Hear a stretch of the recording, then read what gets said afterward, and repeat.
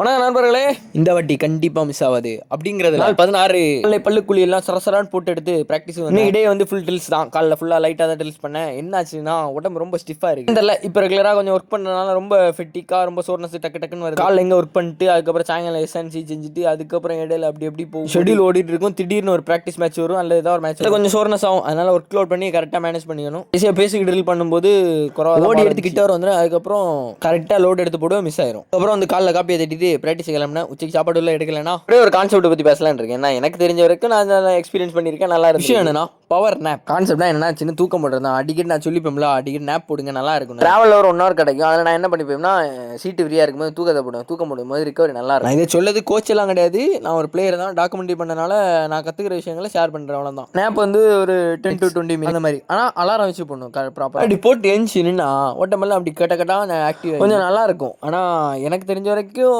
ரொம்ப சொல்ல முடியாது. Okay, perfect. நான் என்ன பண்ணுவேன்னா காலங்காத்தால ப்ராக்டிஸ் பண்ணுவேன்னா அதுக்கப்புறம் சாயங்காலம் இங்கே வந்து பண்ணுறதுனால நடுவில் எனக்கு கொஞ்சம் ரெஸ்ட், அதனால நான் அதை ஃபாலோ பண்ணுறேன். ஆனால் வந்து சோர்னஸ் அப்படி இருந்து தான் இருக்குது. அது போக ஓகே ஆயிரும். எல்லாம் முடிச்சு வீட்டுக்கு வந்தால் சஸ்பென்ஸ் வந்து நின்னா எல்லாரும் வந்திருக்காங்க. எத்தனை மணிக்கு?